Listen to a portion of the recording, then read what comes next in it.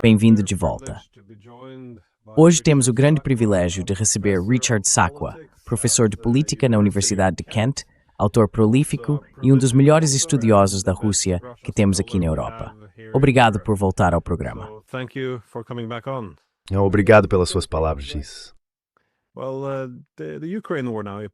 Bem, a guerra na Ucrânia agora parece estar chegando ao fim, e isso obriga os europeus a mudar um pouco a narrativa.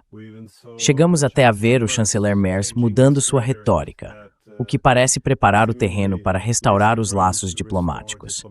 Ele afirmou, por exemplo, que a Rússia é um país europeu e que precisamos dialogar com ela.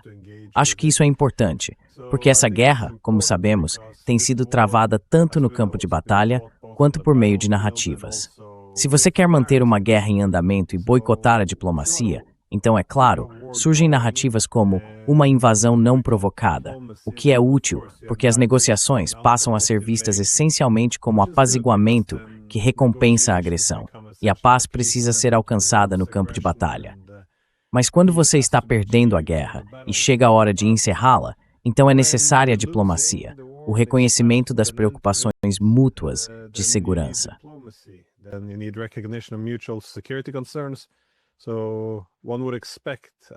Portanto, seria de se esperar uma mudança em relação a essas narrativas de uma luta entre o bem e o mal, nas quais não há espaço para negociação.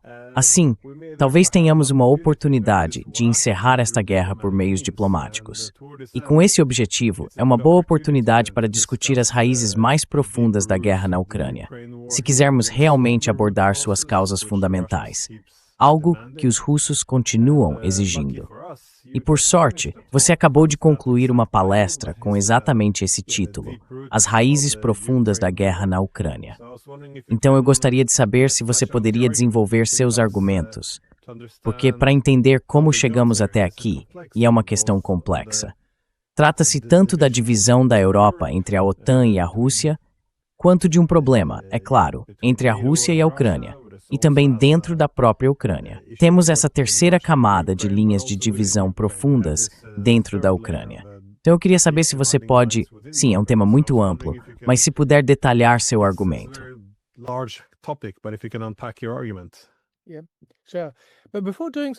Sim, claro. Mas antes de fazer isso, posso apenas dizer que, sabe, espero que estejamos chegando ao fim da guerra, mas não estou totalmente convencido disso. Acho que, parafraseando Churchill, estamos no fim do começo, mas infelizmente não tenho certeza se estamos no começo do fim. De repente entramos em uma nova fase. Uma fase em que, acredito, as potências europeias, de maneira muito confusa e contraditória, estão começando a deixar que alguns lampejos de realidade entrem em seus cálculos.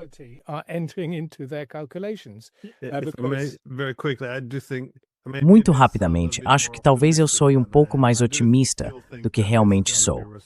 Ainda acredito que isso será resolvido no campo de batalha. Mas este foi o primeiro raio de esperança depois de ainda exigir que a Rússia pague reparações e tudo mais. À medida que nos afastamos disso, acho que, conforme a narrativa muda, isso nos permite ou nos capacita a fazer muito mais coisas. Se pudermos discutir as preocupações deles com segurança, pelo menos a diplomacia pode avançar. Mas talvez eu tenha exagerado no meu otimismo.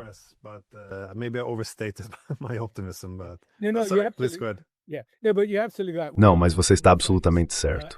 Estamos em uma nova fase em que a diplomacia está, surpreendentemente, de volta à pauta das potências europeias. Se você se lembra há alguns anos, bem, 1 ano e meio atrás, quando houve uma reunião do Conselho Europeu, Robert Fico, da República Eslovaca, disse que ficou surpreso porque durante toda a discussão nunca houve qualquer sugestão de que a União Europeia e seus líderes deveriam dialogar com a Rússia. E quando Viktor Orbán, que foi presidente do Conselho Europeu na segunda metade de 2025, se não me engano, levantou essa questão, ele foi severamente isolado. Mas sim, acho que no início de 2026, os líderes europeus começaram a compreender.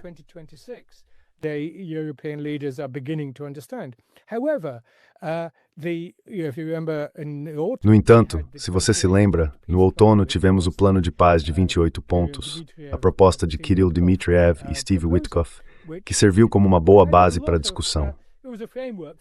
É claro que as potências europeias e Zelensky se mobilizaram imediatamente. E como você sabe, no início de 2026, eles delinearam e finalmente adotaram um plano de paz de 20 pontos. Esse plano de 20 pontos ainda contém muito do que é simplesmente inaceitável para Moscou. Então, onde estamos agora é que Witkoff e Jared Kushner estão planejando ir a Moscou. Acho que houve alguma resistência por lá, até mesmo em recebê-los, porque claramente Lavrov e Putin sempre dizem que estão abertos à diplomacia.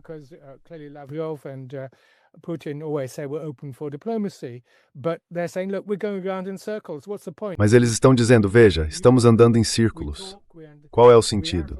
Chegamos a algum ponto, você vem, conversamos, delineamos nossas questões centrais, e então você volta e tudo fica completamente bloqueado quando chega às potências europeias. E Trump é muito volátil, como sabemos, ele é literalmente um canhão desgovernado, oscilando de um lado para o outro. Então é aí que estamos. Infelizmente, acho que o campo de batalha será onde a principal ação ocorrerá nos próximos meses, até que finalmente possamos chegar a uma diplomacia séria. Não apenas entre as potências ocidentais, mas envolvendo Moscou de forma mais substantiva. Enfim, isso é só para situar onde estamos agora. Mas como você disse, tudo sobre onde estamos agora tem raízes profundas.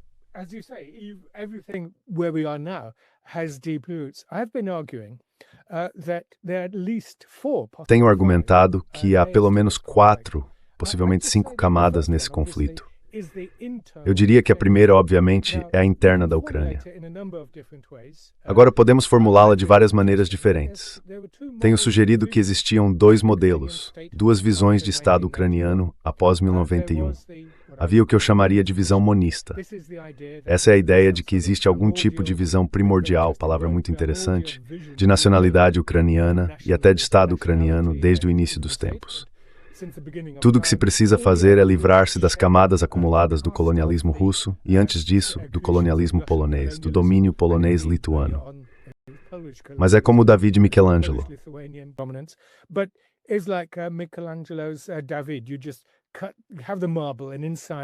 Você só tem o mármore, e dentro dele há uma estátua fantástica e maravilhosa. Você só precisa remover o excesso. Essa é uma visão completamente falsa de como os estados se desenvolvem. E também aplica de forma equivocada a ideia de pós-colonialismo.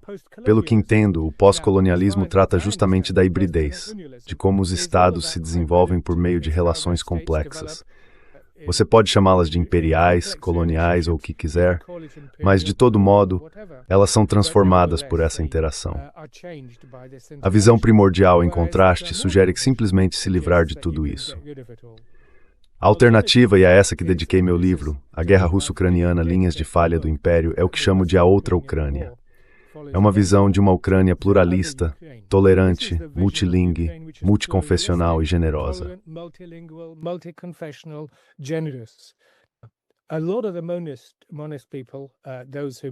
Muitas das pessoas monistas, aquelas que acreditam em um nacionalismo ucraniano profundo, também eram tolerantes e pluralistas, então não se deve tornar o contraste muito acentuado. Mas em termos ideais, temos essa visão.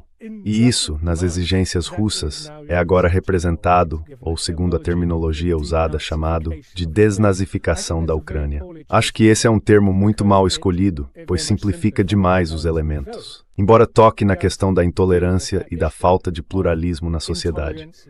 Portanto, esse é claramente um dos principais pontos, que os direitos linguísticos e outros devem ser respeitados. Esse é o primeiro nível.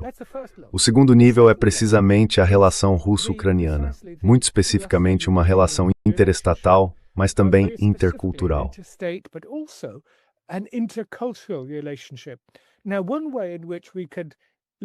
Agora, uma forma de olharmos para isso é por meio de vários tipos de teorias.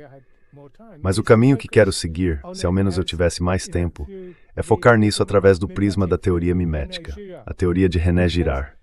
Ele diz que basicamente 2 estados, ou 2 pessoas, ele dá o exemplo de um senhor e um servo, são levados ao conflito por meio da imitação.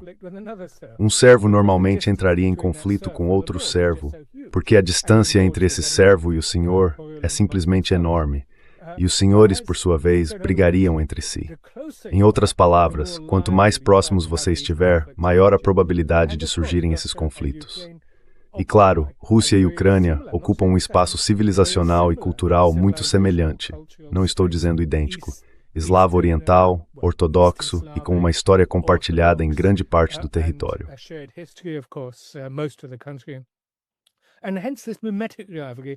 E é por isso que essa rivalidade mimética é tão intensa. Isso ajuda a explicar, em parte, porque os nacionalistas ucranianos acreditam, como um artigo de fé, que precisam se distanciar da Rússia. Isso levou a uma relação muito espinhosa desde o início, após o colapso da União Soviética em 1991. E é claro, isso remonta ao século XIX. Então esse é o segundo nível. Poderíamos falar muito sobre isso. Essa visão mimética, acredito, é importante e ajuda a explicar por que até 2022 a profundidade da hostilidade entre os dois países era tão grande. Uma espécie de narcisismo das pequenas diferenças. Não para negar as questões substantivas, mas ainda assim isso fazia parte. O terceiro nível é o intereuropeu.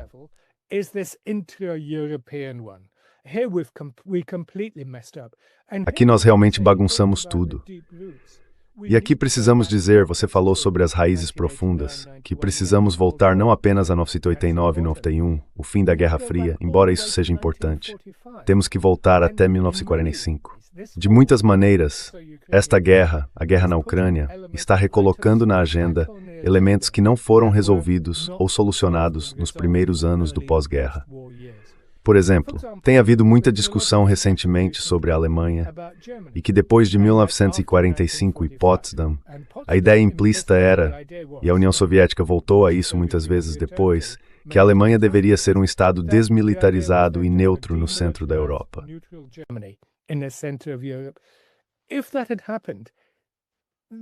Se isso tivesse acontecido, não teria havido uma Guerra Fria, não teria havido aquela divisão da Alemanha, toda a política teria mudado. E então você diria, bem, por que tivemos a Guerra Fria original, que depois foi reproduzida em novas formas após 1989 e 91, o colapso do comunismo, o fim da Primeira Guerra Fria?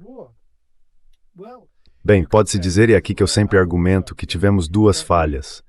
Uma, o surgimento do que eu chamaria de Ocidente político. Lavrov e os russos adoram falar sobre o Ocidente coletivo e as potências ocidentais falar sobre a Aliança Transatlântica, esse corpo muito poderoso que domina há 80 anos.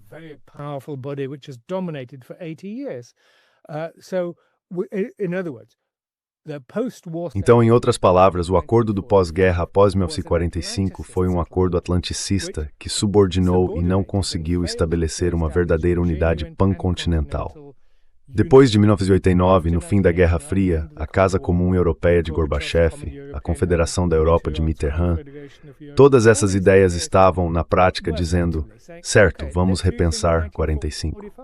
Em vez disso, tivemos mais do mesmo. A OTAN e a União Europeia se apresentando como as únicas entidades capazes de representar toda a Europa, o que, é claro, marginalizou a Rússia e levou ao dilema de segurança, a ampliação da OTAN e a guerra. Esse é o terceiro nível. E, é claro, o quarto é a relação de superpotências entre os Estados Unidos e a Rússia.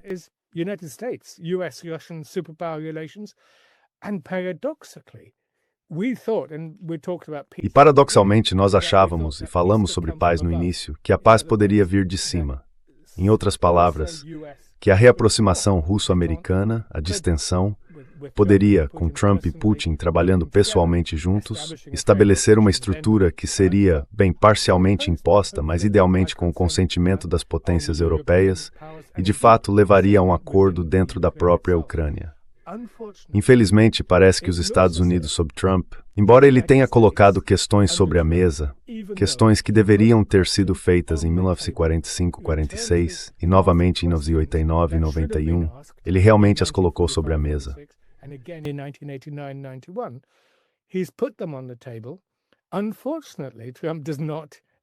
Infelizmente, Trump não tem respostas coerentes.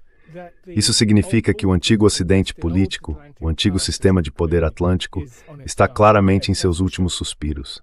Isso é certo. A Rússia, Moscou e, de fato, outros países viram nisso uma grande oportunidade. É claro que as potências europeias e Kiev encaram isso com enorme preocupação. mas claramente as coisas estão se movendo e mudando. Então, como dissemos, sim, 2026 começou com certo estrondo, e há muitos elementos em movimento ali. Estamos em outro tipo de momento liminar, assim como estivemos em 1945 e em 1989. 2026 parece que será uma dessas datas.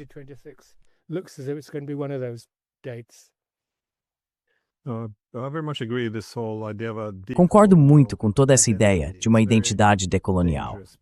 É algo muito perigoso, porque o que isso significa é que se passa a ver o elemento russo na identidade ucraniana como um resquício imperial estrangeiro, algo a ser eliminado.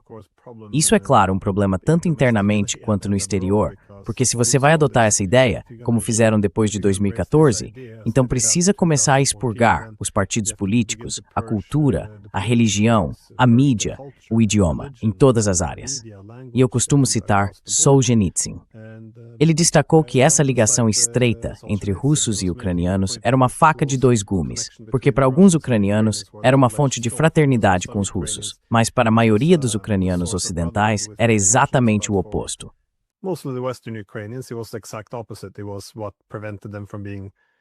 Foi isso que os impediu de serem completamente soberanos, porque se você essencialmente quer um único povo, então por que seria um Estado separado? Por isso, sempre concordei que seria bom para a Ucrânia se desenvolver como um projeto de construção nacional, para ser distinta da Rússia. Esta é a Ucrânia. Somos diferentes, mas não anti-russos, porque caso contrário, você desencadeia problemas de segurança tanto internos quanto internacionais. Seria um pouco como a Rússia se desvincular completamente, ou se destatarizar. Quero dizer, não dá para simplesmente pegar 500 anos de história em comum e cortar, fingindo que depois de todo esse tempo isso não importa. Isso precisa ser incluído em um conceito mais abrangente do que significa ser russo. Você não pode excluir esses outros grupos. Mas no caso russo, é mais complicado, porque como você disse, qualquer relação com os russos étnicos ou falantes de russo na Ucrânia afeta a relação com a própria Ucrânia.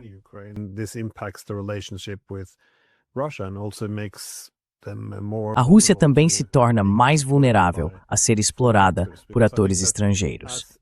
Porque eu acho que se a Ucrânia tiver elementos estrangeiros, sejam eles tradicionalmente os alemães, os americanos ou os britânicos, que queiram criar uma Europa mais desrussificada, então veremos um alinhamento com os elementos mais nacionalistas dentro da Ucrânia.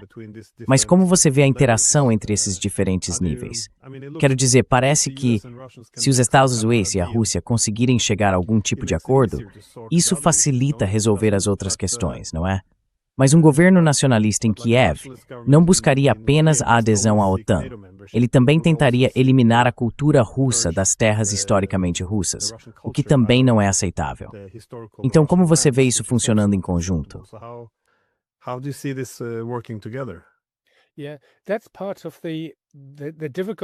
Sim, essa é parte da dificuldade em juntar tudo. É como um cubo mágico, tão difícil alinhar todas as peças. E claro, todas essas questões interagem entre si. Por exemplo, os Estados Unidos, e explicitamente Zbigniew Brzezinski lá nos anos 1990 em O Grande Tabuleiro de Xadrez, disseram que trabalharam de forma assídua. A Embaixada dos Estados em Kiev trabalhou assiduamente para explorar divisões dentro da Ucrânia, a fim de facilitar e fortalecer uma determinada base como parte de uma tentativa de conter, marginalizar e até humilhar, se quiser, a Rússia. Então, muita coisa tem acontecido nesses níveis.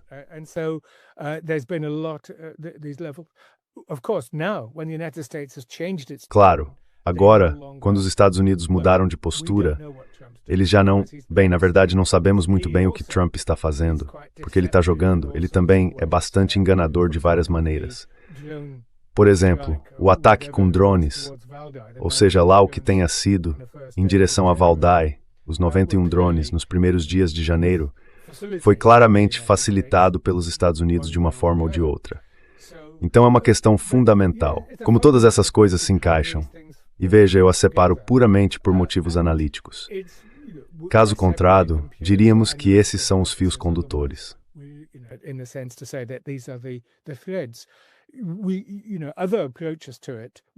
Sabe, outras abordagens diriam que esses níveis são um pouco mecânicos e que poderíamos nomear outros. Um quinto, por exemplo, seria a forma como a guerra é apresentada como uma luta civilizacional mais ampla, as hordas bárbaras russas a leste. E isso, é claro, nos remete não apenas aos 80 anos pós-guerra desde 1945, mas à questão mais ampla, que eu realmente acho fascinante. Muitos comentaristas russos, como Sergei Alexandrovich Karaganov, por exemplo, concentram-se nos 500 anos da difícil relação da Rússia com a Europa. Esse conflito civilizacional, e claro, muitos no Ocidente, Biden inclusive, disseram explicitamente que era uma guerra pela civilização, pela ordem baseada em regras. É uma manifestação disso, mas de forma mais ampla, trata-se da cultura ocidental, do Estado de Direito e assim por diante, em oposição ao despotismo russo.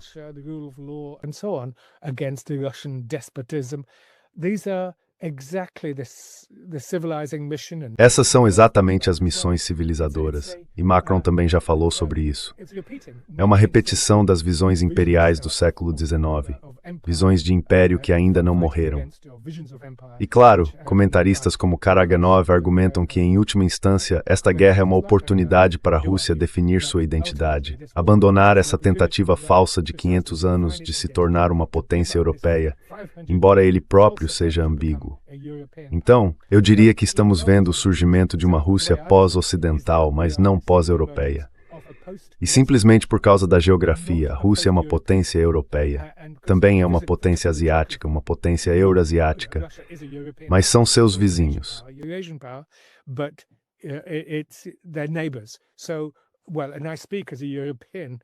Bem, eu falo como europeu e sempre defendi que precisamos, e como um dos últimos gaullistas na Inglaterra, eu diria que precisamos de uma visão pancontinental, de uma forma ou de outra, algum tipo de comunidade política. Porque, como você bem sabe, na Rússia temos 145 milhões de cidadãos que são, obviamente, um povo extremamente diverso, os buriates e muitos outros. Mas, em última instância, sua cultura é europeia. Eles compartilham um senso comum de orientação cultural. Como posso dizer?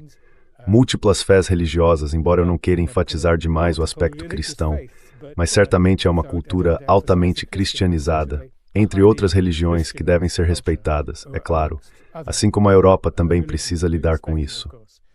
Em outras palavras, a dimensão civilizacional é ao mesmo tempo um fator de tensão, e em última análise, talvez forneça um quadro para a paz que tanto desejamos.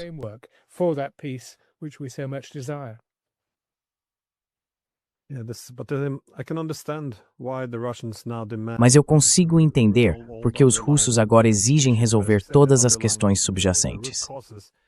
Como você disse, as causas profundas remontam muito longe, especialmente se olharmos para a dimensão geopolítica.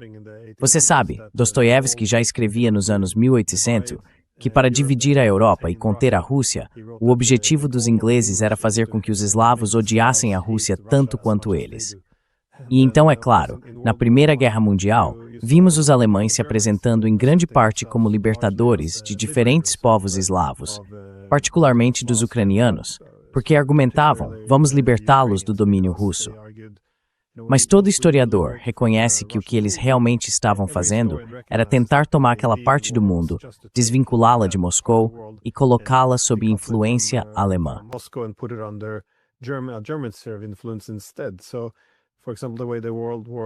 Então, por exemplo, a forma como a Primeira Guerra Mundial terminou, ou melhor, não terminou, com o Acordo Russo-Alemão, o Tratado de Brest-Litovsk, foi vista essencialmente como o que a OTAN está tentando fazer hoje. E você viu a mesma coisa na Segunda Guerra Mundial. Os nazistas então se aproximaram dos nacionalistas ucranianos, dizendo, bem, nós também entendemos sua luta pela liberdade. Eles também se apresentavam como libertadores. Mas, na realidade, tratava-se de criar uma região dominada pela Alemanha. E então, é claro, tivemos a Revolução Laranja em 2004, que também deveria tirar a Ucrânia da órbita russa e colocá-la na órbita da União Europeia, liderada pela Alemanha. E, novamente, fizemos a mesma coisa em 2014. Continuamos repetindo o mesmo padrão, vez após vez.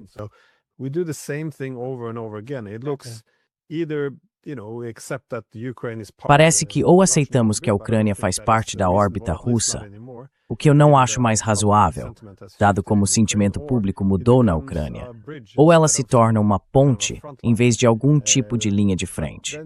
Mas para isso, é preciso um sistema de segurança pan-europeu que realmente não transforme a Ucrânia em uma linha de frente. O que seria bom para seu desenvolvimento econômico e para sua capacidade de respeitar todas as pessoas que vivem dentro de suas fronteiras. Mas como quebrar esse ciclo? Porque, não importa qual acordo de paz surja disso, a animosidade vai continuar.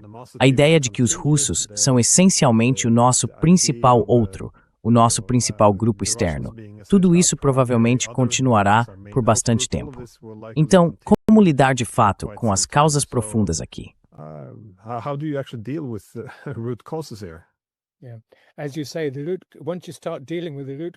Como você disse, quando começamos a lidar com as causas profundas, percebemos que é uma teia muito emaranhada de conflitos interligados e ideias recorrentes.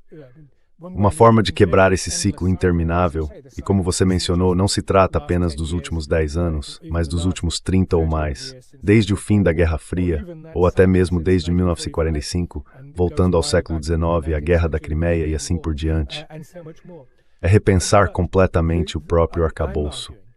Estou argumentando que, como você disse, talvez não saibamos exatamente como chegar lá, mas geralmente, depois de uma guerra, se queremos algum tipo de paz duradoura, precisamos colocar novas ideias sobre a mesa.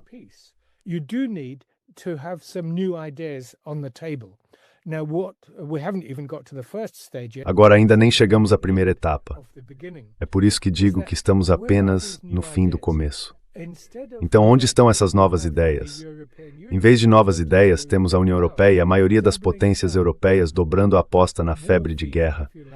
Essa russofobia virulenta, o cancelamento da Rússia, que até os Estados Unidos estão achando excessiva. J.D. Vance, Hegseth e outros, não porque amem a Rússia, mas porque gostariam de focar na China, que talvez seja o único elemento novo em tudo isso. Em outras palavras, eles estão perpetuando uma visão da política internacional que precisa ser sobre conflito e esferas de influência. Como você sugere, se a Ucrânia não for uma ponte, então ela se torna uma barreira, e assim por diante.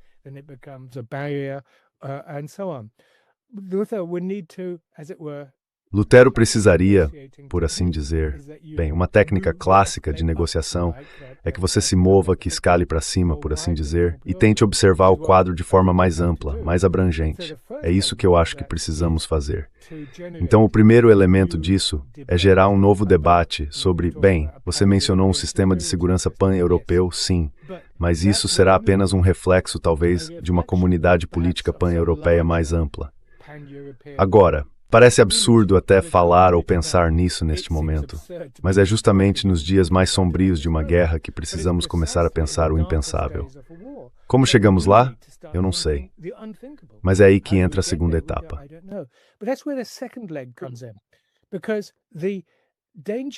Porque o perigo em tudo isso, neste momento, é que esta guerra é uma guerra civil europeia. E claro, é assim que os trumpistas a veem, aliás, cada vez mais, como essa guerra civil europeia endêmica. E, de fato, em grande parte do sul global, ela é vista como mais uma guerra do norte global. É por isso que tantos países do sul global não querem ter nada a ver com isso. Eles não aderiram às sanções. Eles simplesmente dizem, olhem, esses europeus ridículos já tiveram uma guerra mundial. Isso não foi suficiente para eles, então tiveram que ter uma segunda e agora querem uma terceira. Bem, pessoal, não queremos nada com isso. Mas isso nos leva a outro grande perigo de hoje, que é o sistema internacional baseado na Carta das Nações Unidas.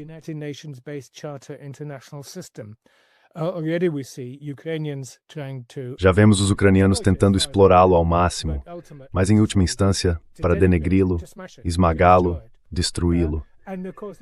E claro, os israelenses fazem o mesmo, não tem nada além de desprezo.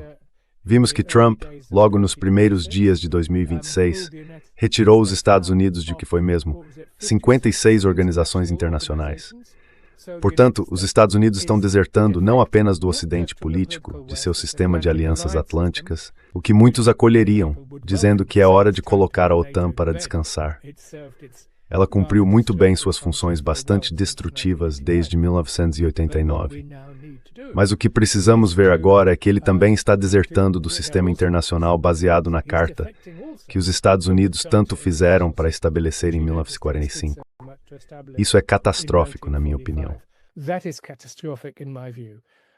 We have many Russian commentators arguing. Temos muitos comentaristas russos argumentando que é hora de construir instituições paralelas, talvez por meio dos BRICS, da Organização de Cooperação de Xangai, ou de instituições financeiras alternativas às de Bretton Woods, como o Banco Mundial e o FMI. Bem, talvez essa seja uma forma de tentar romper com esse círculo vicioso, em que há 4 anos de guerra, estamos apenas repetindo as mesmas coisas desde 2014. Repetindo as mesmas questões desde 1989. Quem era a favor da ampliação da OTAN? Quem é contra?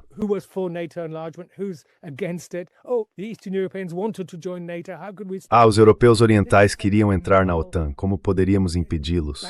Esse tipo de pensamento é tão banal e falido. Precisamos pensar na política internacional de uma nova maneira. E é aí que os movimentos e o pensamento pela paz se tornam tão importantes. Esse velho estilo clássico de relações internacionais, a moda americana, é todo baseado em política de poder e coisas do tipo. Bem, você sabe, muitos diriam que a humanidade enfrenta tantos desafios. E não apenas desafios ambientais e outros, mas também oportunidades. As conquistas tecnológicas dos últimos anos são fantásticas.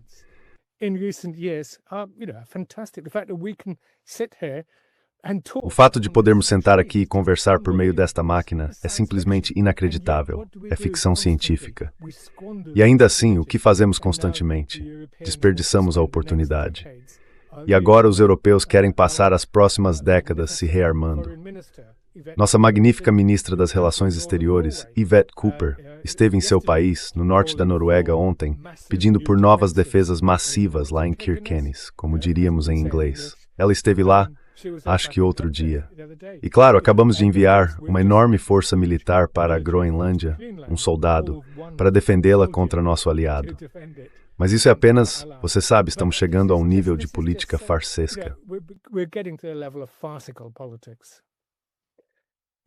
Os noruegueses enviaram o dobro de soldados para a Groenlândia do que nós. Nós enviamos 2. Certo. Não é nada impressionante. Mas estou me perguntando se você está um pouco esperançoso em relação à nova distribuição internacional de poder.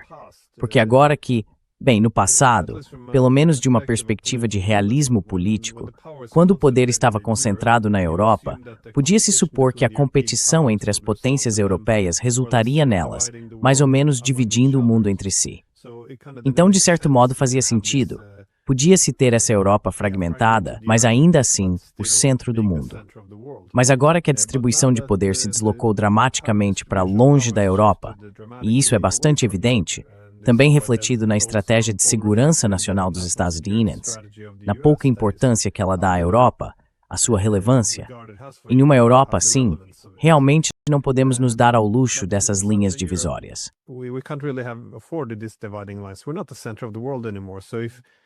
Nós não somos mais o centro do mundo.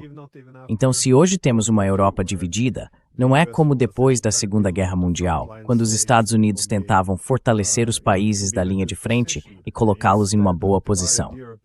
Em vez disso, uma Europa dividida agora significa que os europeus ocidentais se tornam excessivamente dependentes dos Estados Unidos e a Rússia se torna excessivamente dependente, talvez, da China.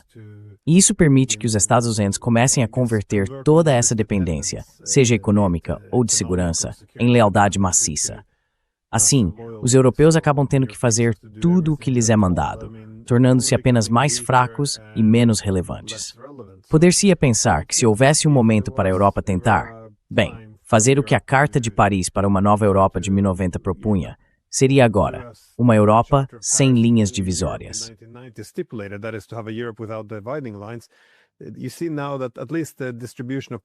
Veja, agora pelo menos a distribuição de poder a favorece, porque depois da Guerra Fria eu entendo por que buscamos o hegemon, ou seja, os europeus se uniram aos Estados para termos uma hegemonia coletiva.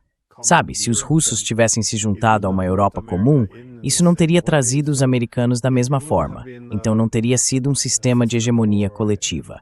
Havia um forte incentivo ali. Mas hoje a ordem unipolar acabou. Eu simplesmente não vejo o mesmo. Bem, de uma perspectiva estrutural, Não vejo mais os mesmos incentivos para manter a Europa dividida como era no passado. Quero dizer, do meu ponto de vista, redividir a Europa foi o preço que pagamos para manter os americanos presentes e focados na Europa. Mas, se os americanos estão, de qualquer forma, dando menos prioridade a isso, por que estamos transformando a Rússia em inimiga? Isso realmente não faz sentido. Indeed. And worse than that, we bandwagoned and De fato. E pior do que isso, nós seguimos a onda e prejudicamos as relações com a China até certo ponto. Agora eles estão tentando reconstruir essas pontes. Mas, como os Estados Unidos iniciaram a guerra tarifária em 2018, a Europa acabou suspendendo o Tratado de Investimentos, que vinha sendo trabalhado há anos, e assim por diante. Isso realmente não faz sentido. O que vemos agora, claramente, é um desacoplamento do sistema de poder do Atlântico. Mas, como você sabe, a estratégia europeia é resistir a isso. Tentar, por assim dizer, apaziguar a energia demoníaca de Donald J. Trump e esperar que em 2028 algum novo líder seja eleito e a normalidade seja restaurada. Portanto, não vejo muito pensamento estratégico além disso, exceto em um aspecto bastante prejudicial, o de fortalecer um exército europeu.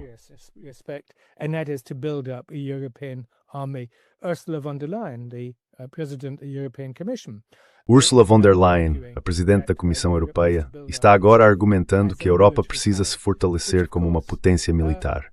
O que, é claro, faz sentido de muitas maneiras, se for feito de forma positiva, no sentido de que a Europa precisa se sustentar por conta própria e se tornar um agente independente.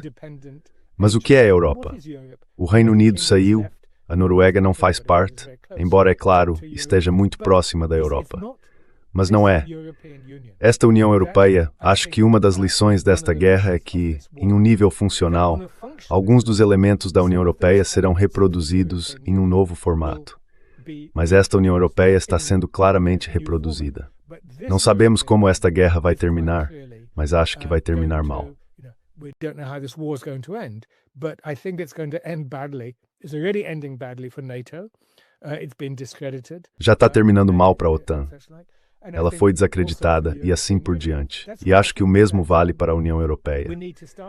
É por isso que acredito que precisamos começar a perguntar que tipo de Europa queremos depois desta guerra.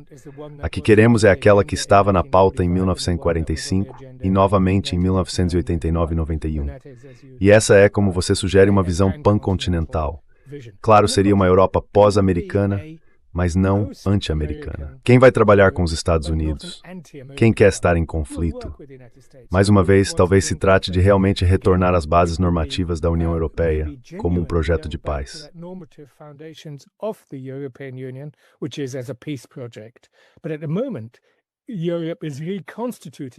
Mas neste momento, a Europa está se reconstituindo, essa Europa pós-americana, como um projeto de guerra. Uma guerra longa, como dizem, como Mark Rutte e outros vêm alertando, contra a Rússia. Uma guerra geracional. E de fato, no Reino Unido, fala-se em uma guerra de toda a sociedade. O que significa, é claro, o que eles querem dizer com isso. É preciso repressão interna.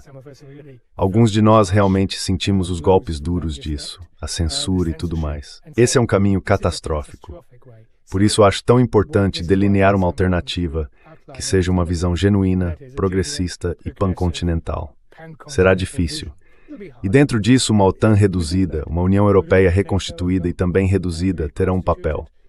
Mas precisamos de algo novo, sabe? Uma confederação da Eurásia do Norte seria a forma como eu defenderia essa ideia.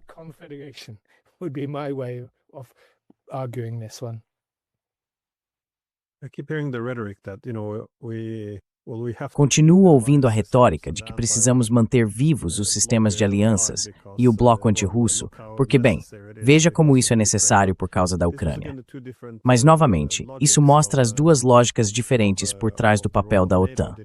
A OTAN se tornaria mais relevante agora que vemos a ameaça da Rússia, ou se descreditaria por realmente provocar uma guerra. E sabe, é difícil não destacar que os estados da linha de frente que afirmamos precisar proteger, Ucrânia, Moldávia, Geórgia, todos esses países estão sendo esmagados ou podem ser esmagados como consequência da retomada da política de blocos.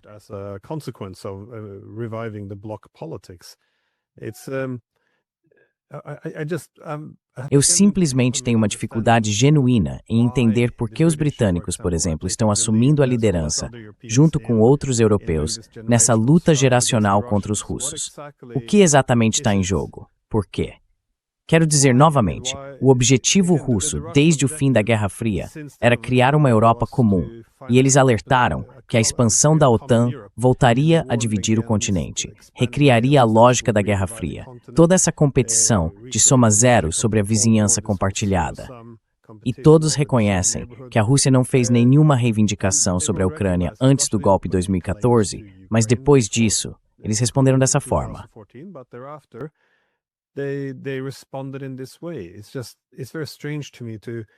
Isso é muito estranho para mim. Não vejo um argumento coeso sendo feito sobre por que continuamos ouvindo toda essa narrativa imperial, de que a Rússia é apenas uma potência imperialista querendo engolir territórios e reconstruir a União Soviética. Isso não era o caso no dia anterior ao golpe na Ucrânia em 2014. Quero dizer, acho que foi você quem escreveu, em um dos seus livros, que a OTAN agora é uma organização de segurança que existe para lidar com os conflitos que surgem de sua própria existência. Posso estar errando nas palavras, é claro, mas essa era mais ou menos a sua ideia. É isso mesmo.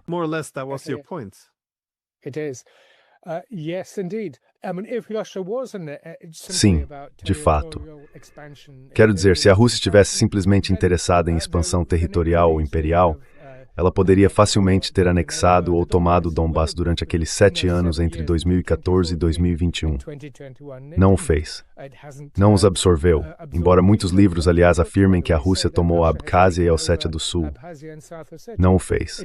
Reconheceu-as como estados independentes e, claro, isso é algo a ser negociado com a Geórgia no devido tempo. Mas a questão maior, o porquê, é aquela em que realmente precisamos nos concentrar. Há todo tipo de respostas para isso.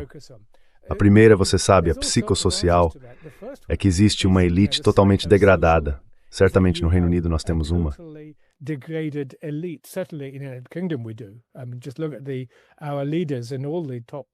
Basta olhar para nossos líderes em todos os principais partidos políticos, todos repetindo, sem pensar, o mesmo discurso militarista, exceto por pouquíssimas exceções, que em sua maioria já não estão mais no parlamento. Então você poderia dizer, e aí há esse contexto mais amplo dentro desse quadro que remonta, por exemplo, à rivalidade anglo-russa antes da Revolução, à Guerra da Crimeia e até mais atrás. Mas também há muitas evidências em sentido contrário. Quando Tony Blair, logo no início, no ano 2000, quando Putin chegou ao poder, ficou bastante claro que havia uma tentativa de recomeço e Putin fez uma visita de Estado. Então havia elementos positivos. Mas é claro, a invasão anglo-americana do Iraque estragou tudo isso. E depois vieram a Líbia, o Tratado ABM e todo o resto. Então há, por assim dizer, a abordagem psicossocial.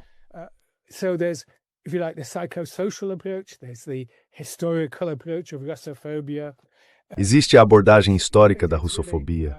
Ou mesmo, pode-se dizer, pode-se voltar a René Girard, e a essa espécie de rivalidade mimética entre duas representações da modernidade, de que a Rússia sempre terá sua própria distinção civilizacional, e isso deve ser valorizado, assim como a distinção britânica é a sua própria.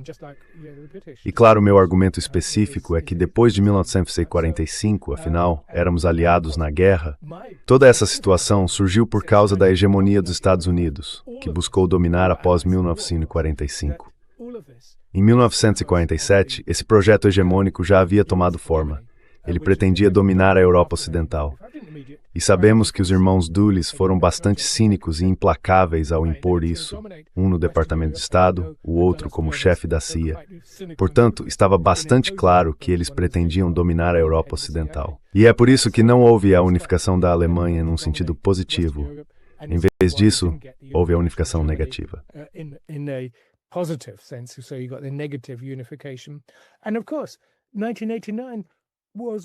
E claro, 1989 foi, como agora podemos ver, um conjunto de revoluções negativas, porque elas não... O país, é por isso que existe a amargura de um país como as repúblicas bálticas, como a Lituânia, em relação à Rússia. Um dos fracassos da União Europeia é que, em vez de transcender a lógica do conflito, ela, na verdade, a facilitou e ampliou. Então há muitos elementos aí. Mas Você não tem um começo. Lá atrás, em 1990, ou teria sido em 1991, eu estava na conferência da Associação de Estudos Políticos, nossa Associação Britânica de Ciência Política, e Landsbergis, que era o líder da Lituânia na época, Vytautas Landsbergis, faz muito tempo, nos deu a palestra principal.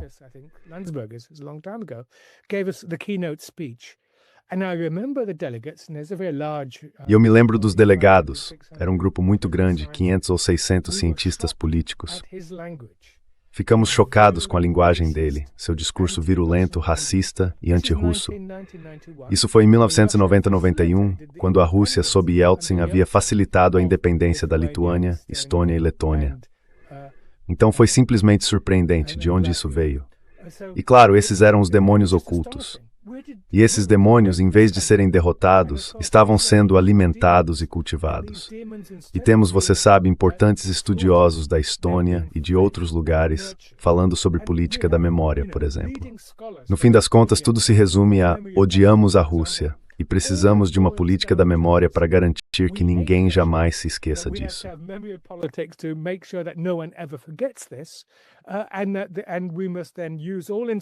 E então devemos usar todos os instrumentos à nossa disposição, e os poloneses concordam com isso, para destruir o inimigo histórico. Agora, como venho argumentando há muito tempo, veja, meu pai era polonês. Ele quase foi um daqueles do grupo capturado e levado para Katyn. Encontrou as forças soviéticas como reservista do exército polonês em 17 de setembro de 1939. E ainda assim, ele nunca teve amargura. Ele compreendia as questões maiores. E talvez seja por isso que eu sou quem sou.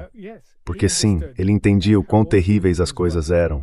Sabe, Katyn, o assassinato a sangue frio de quase 24 mil oficiais poloneses.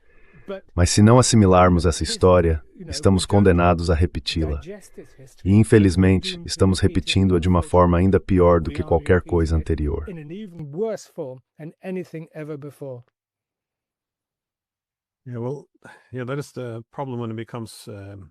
Bem, esse é o problema. Quando tudo se torna uma questão de um lado estar certo e o outro errado, ou de bom e mal. Sempre que há algum tipo de unificação, ela não harmoniza realmente os dois lados. Os alemães tiveram as mesmas discussões. Quando a Alemanha Ocidental e a Oriental se unificaram, a suposição sempre foi: bem, a parte ocidental acertou, então vamos simplesmente descartar tudo do leste. Mas na Alemanha Oriental não era céu nublado todo dia. Eles também tinham outras coisas. Mas quero te perguntar sobre a distribuição de poder. Se você acha que isso pode nos ajudar agora.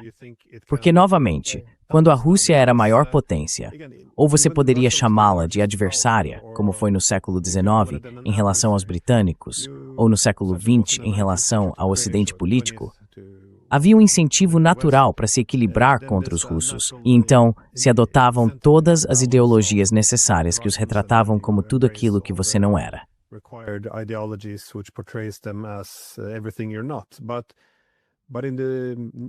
Mas, na distribuição atual, com a China sendo a potência maior e já tendo ultrapassado a economia americana em termos de paridade de poder de compra há 12 anos, haveria um incentivo para não afastar a China ou a Rússia. Essa era, inclusive, a lógica dos alemães e dos franceses antes de 2022. Não vamos empurrar os russos para longe demais, porque então eles acabam se aliando à China. E, de fato, agora se vê que parte da ideia de Trump parece ser inspirada pelo conselho de Kissinger, que argumentava que não se deve colocar esses dois gigantes eurasianos juntos. A China é a grande potência. Deveríamos trazer os russos para o nosso lado. Portanto, há incentivos aí, em termos de poder.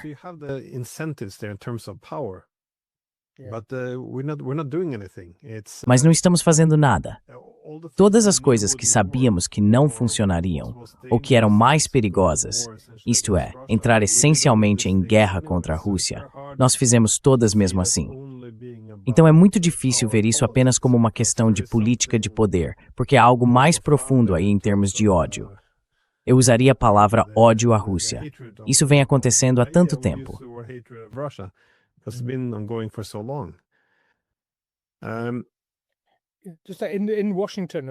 Em Washington, é claro, há um grande debate. Existe a escola de pensamento de Albert Colby, que está muito focada na China como o principal adversário, e isso se refletiu, em parte, na estratégia de segurança nacional. Depois há os Montlíbios e outros que ainda estão travando a Guerra Fria, certamente em relação a Cuba, mas também em relação à Rússia. Em outras palavras, há um debate acontecendo em Washington do tipo que ainda nem começamos em Londres, Forward, Paris ou Berlim ou em Bruxelas, da forma que você sugere. Porque sim, o mundo seguiu em frente. A Europa está marginalizada, perdeu sua firmeza como aliada. Mesmo quem for eleito em 2028, não poderemos voltar ao que era antes. E mesmo naquela época, sempre houve tensões dentro do sistema de poder atlântico. E sim, o equilíbrio da autoridade econômica e, de fato, política está mudando.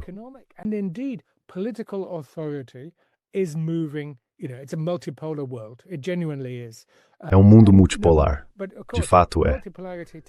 Mas é claro, a multipolaridade opera em muitos níveis diferentes.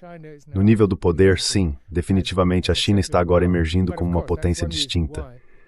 Mas é claro, esse é um dos motivos pelos quais há tanto esforço para deslegitimá-la, e tanto trabalho para dizer que se trata de uma ditadura comunista despótica, apontando os déficits e deficiências desse sistema, que, é claro, existem.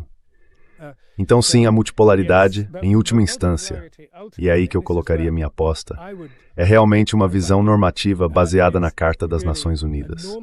Hoje há 193 estados soberanos e independentes nas Nações Unidas, e precisamos trabalhar, sim, as grandes potências precisam trabalhar, e uso a palavra cortesia, no sentido de que elas também cooperem.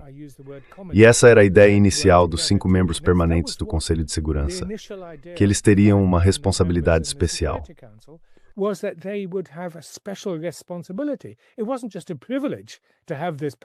Não se tratava apenas de um privilégio ter esse poder de veto permanente. A responsabilidade era trabalhar em conjunto, tentar resolver os problemas globais de forma coletiva. E claro, o que vimos no fim da Guerra Fria foi que a França e o Reino Unido quase sempre votavam com os Estados Unidos e assumiam a liderança ao seu lado. Assim formou-se um bloco de 3. Além disso, os britânicos conseguiram assumir o controle da secretaria e manipulá-la. Agora, a Assembleia Geral das Nações Unidas é presidida por, bem, parece até invenção, Annalena Baerbock, uma russófoba virulenta, o que está minando a credibilidade da Assembleia Geral. É claro que eles precisam respeitar as opiniões do Sul global, mas ainda assim, por meio da definição de pautas e dos tipos de moções que apresentam, moldam o processo.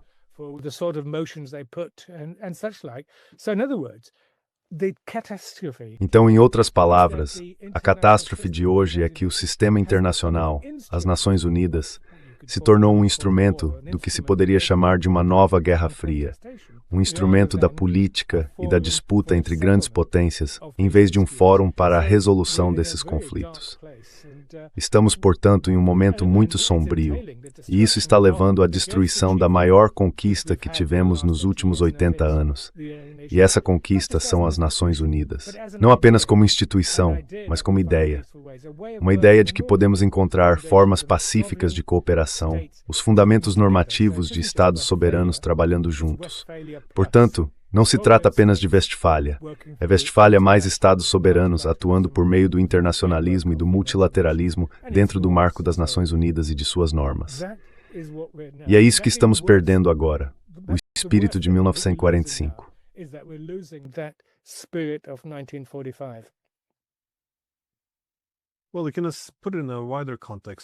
Bem, você pode colocar isso em um contexto mais amplo. Todos os esforços históricos para criar uma arquitetura de segurança inclusiva, uma que realmente reflita o direito internacional, têm como objetivo buscar segurança com outros membros, em vez de contra os não-membros.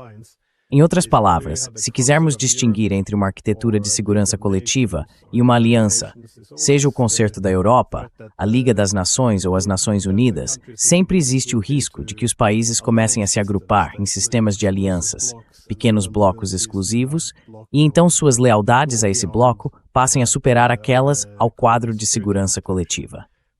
Traduzindo isso para as instituições atuais, significa que colocamos a OTAN à frente das Nações Unidas. E bem, é essencialmente isso que tem sido feito, especialmente desde 1999. Mas para encerrarmos, você tem alguma consideração final otimista? Ou acha que, como disse, estamos caminhando para um momento um tanto sombrio?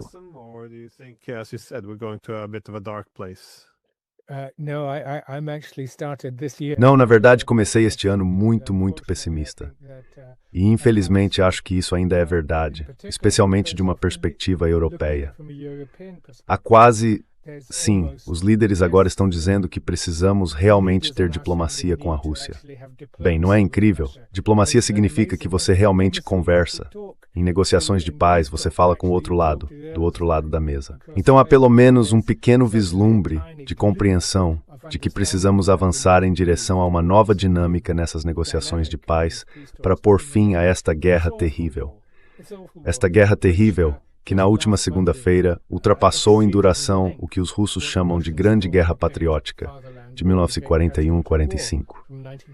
Mas, infelizmente, para o Reino Unido, a Segunda Guerra Mundial durou 5 anos e meio. Então tenho a sensação de que ainda há um longo caminho a percorrer antes de chegarmos a algum tipo de resolução.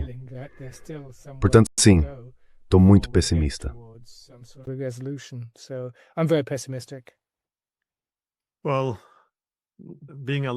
Bem, poder defender a diplomacia sem ser difamado, censurado ou cancelado, acho que isso já é um avanço positivo. Mas estamos colocando a barra um pouco baixa. Ainda assim, sim, parece que algo está caminhando na direção certa. Mas compartilho do seu pessimismo. 2026 começou de forma bem difícil, então muito obrigado por dedicar seu tempo. Um prazer, Bjorn.